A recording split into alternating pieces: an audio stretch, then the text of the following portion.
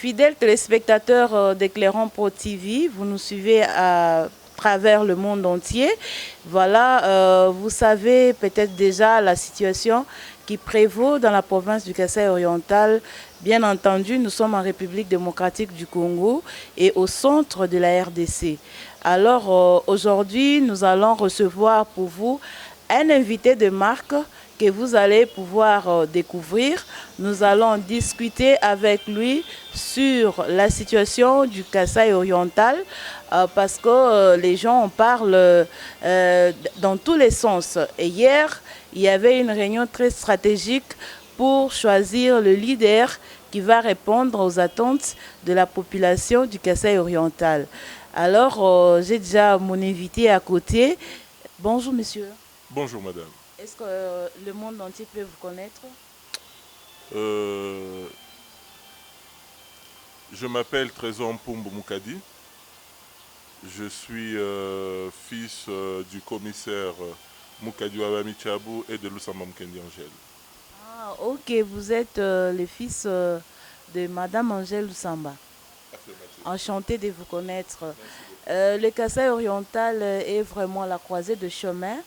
Il faut vraiment pour le Kasaï oriental un digne fils qui pourra relever les défis de la province du Kasaï oriental.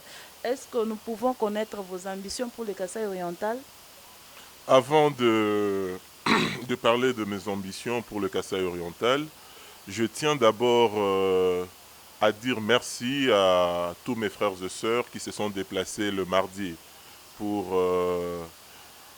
l'aéroport de Bipemba.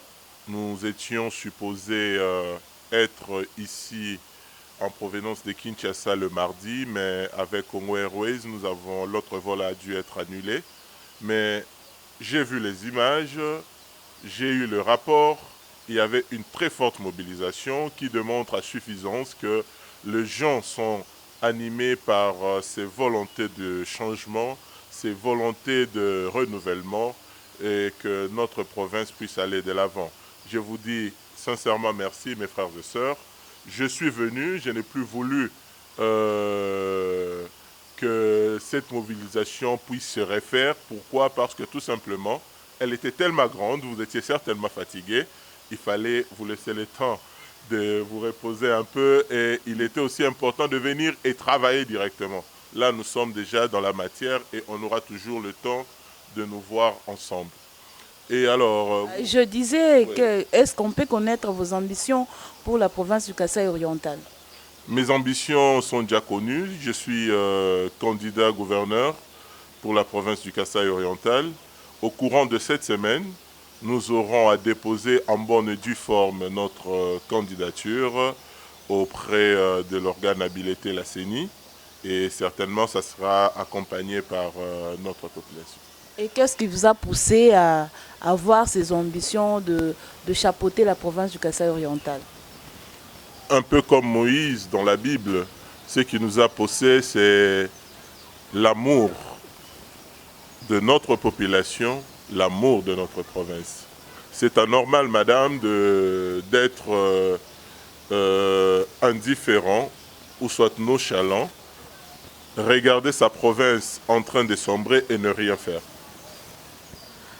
Alors, c'est ce que je suis en train de vous dire, c'est ce qui nous a poussé.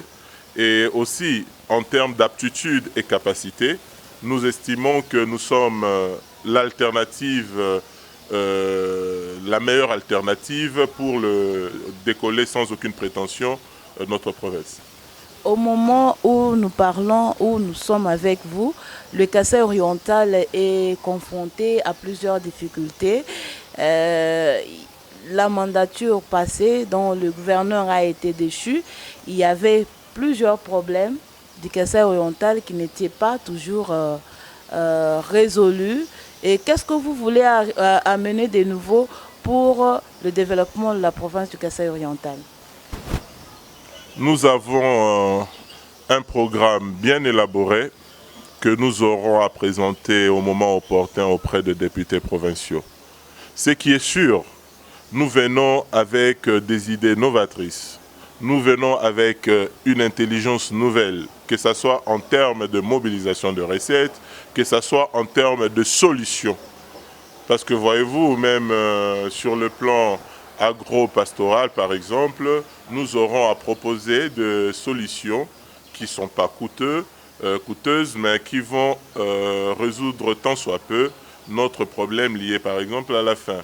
En termes de fiscalité, nous devons introduire une nouvelle culture fiscale qui permettra à ce que les recettes soient maximisées. En ce qui concerne le route des dessertes agricoles, nous allons vraiment nous y pencher et apporter beaucoup plus de tonus dans ce sens pour permettre la circulation de notre production. Il y a des problèmes liés avec des infrastructures de base, des problèmes d'eau et électricité.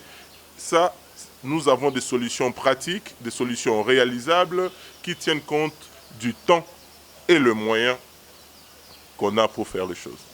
Merci beaucoup pour vos ambitions très précieuses pour la province du Kasaï-Oriental. Est-ce que vous connaissez le Kasaï-Oriental? Mais bien sûr, madame. Vous connaissez les coins et coins de la province du Kasaï-Oriental?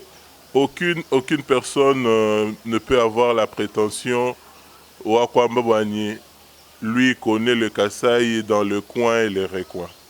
Voyez-vous, aujourd'hui, moi je suis natif du Kasaï oriental. Et en tant que candidat gouverneur, madame, rassurez-vous que mes temps de lecture, je ne passe pas mon temps à lire les romans. Je lis le Kasaï oriental. Vous lisez le Kasaï oriental, mais vous ne connaissez pas le Kasaï oriental. Non, vous ne pouvez pas le dire. Vous ne pouvez pas le dire. Quand on est sérieux avec ses ambitions, c'est-à-dire, on part, on se documente, mais je connais le Kasaï oriental à ma manière, et même vous, vous ne pouvez pas avoir la prétention de connaître le Kasaï oriental. Vous pouvez connaître le territoire de Lupatapata, l'autre connaît mieux le territoire Wamiabi, le territoire Wa Chilenge, l'autre Wakatanda, l'autre connaît la ville de Mbujimaï, mais ce n'est pas pour autant qu'il pourra prétendre que je connais. Mais tout dépend aussi du contexte et de la connotation que tu donnes au mot connaître. Je ne sais pas ce que tu entends par connaître. Dites-moi ce que vous entendez par connaître. Mais sinon, moi, tout le jour, depuis que je nourris ces ambitions, je ne fais que lire, je ne fais que me documenter. Il y a des choses que je découvre, des choses merveilleuses que je découvre sur ma province. Nous avons une province bénie, madame. Une très belle province. Je retiens de vous que le Kasaï oriental, c'est une province bénie. J'avais une préoccupation. Vous aviez dit que vous avez des ambitions pour diriger la province du Kasaï oriental. Vous êtes de quel parti politique? Je suis... Est-ce qu'il existe le parti du peuple? Je voudrais bien me présenter comme celui du parti du peuple. Le peuple devrait avoir son parti. Je ne sais pas. Parce que le peuple n'a pas encore identifié son parti. Je suis indépendant, madame. Vous êtes candidat indépendant. Est-ce que vous allez travailler et vous pensez que c'est facile de remplir le fauteuil de la province en tant que candidat indépendant et vous venez pour quelle mission le chef de l'État vous a envoyé ou vous travaillez en collaboration avec le chef de l'État ou je ne comprends rien. Est-ce que pourriez-vous bien expliquer à la population qui vous suit maintenant?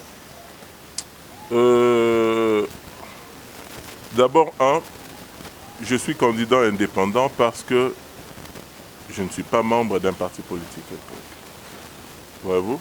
Et il n'y a pas un critérium qui empêche à tout Congolais épris d'amour pour sa patrie de postuler en tant qu'indépendant. D'ailleurs, c'est légal ce que je fais. Et dire que est-ce que ça sera facile en tant qu'indépendant, moi je me réfère à ce qu'a dit Mitterrand, c'est que rien de ce qui est grand est facile. Voyez-vous, lorsqu'on veut devenir gouverneur de la province, ce n'est pas quelque chose de petit, c'est quelque chose de grand. Et je suis conscient que ça ne sera pas facile, mais nous allons y aller avec la force que nous avons. Nous allons y aller avec tout ce que nous avons comme énergie. Voyez-vous, Et on va remuer ciel et terre, faire ce qui est dans notre pouvoir de faire pour arriver au résultat escompté. Alors, l'autre volet, c'est vous poser la question si j'étais mandaté ou envoyé par le chef de l'État. Non, je ne suis pas envoyé par le chef de l'État. Mais je suis peut-être envoyé par la volonté du chef de l'État, parce que cette volonté est connue. Il l'a dit. Le chef de l'État n'aura pas à dire à quelqu'un « va ». Vous savez, moi, sans être flatteur, je peux vous dire que, madame, c'est très facile d'anticiper les actions du chef de l'État, Félix Antoine Tshisekedi Tshilombo. C'est très facile.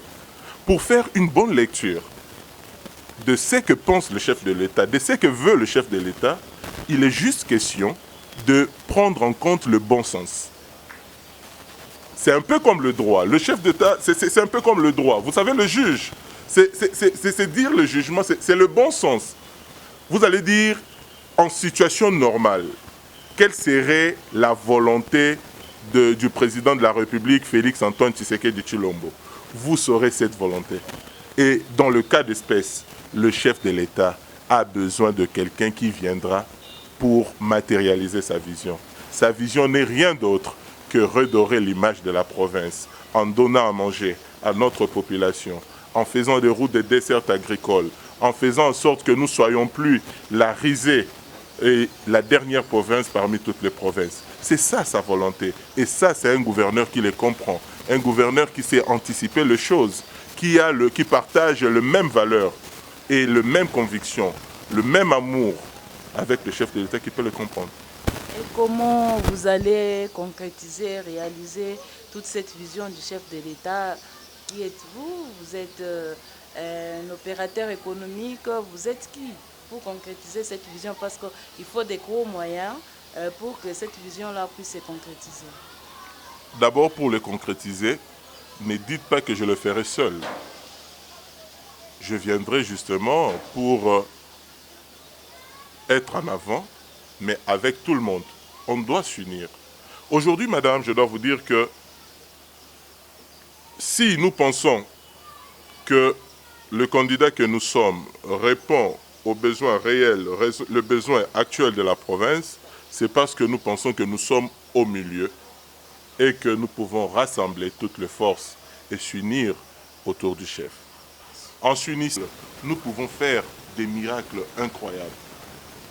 Le plus grand défi de nous, Escassaïens, c'est d'abord de vaincre cette incapacité d'être ensemble, de s'unir, réfléchir province, parler province, trouver des solutions à tous nos problèmes. Je sais que le problème c'est diffère, mais les solutions sont plus ou moins universelles.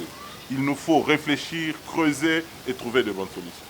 Ensemble, nous pouvons faire quelque chose. Alors, un mot à la population du Kasaï oriental et au monde entier. À notre population, je demande beaucoup plus d'éveil. On doit rester éveillé parce que notre avenir se décide aujourd'hui. On doit éviter de se lancer dans des guerres fratricides. Il n'y a pas lieu de se battre entre nous. On doit être unis, réfléchir ensemble, réaliser qu'il n'y a pas, quand nous allons souffrir ou à chaque fois que nous avons souffert, la souffrance de X d'entre nous n'a pas été plus forte ou plus faible que celui de Y. Nous sommes liés par le sort. Nous sommes liés par le destin.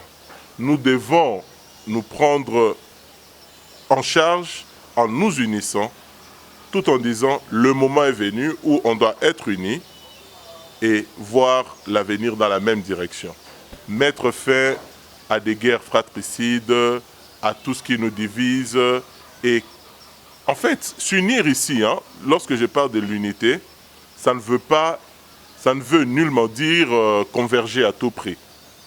Respectons les opinions des uns et des autres, tout en ayant un dénominateur commun, le bien-être des Escassaïens.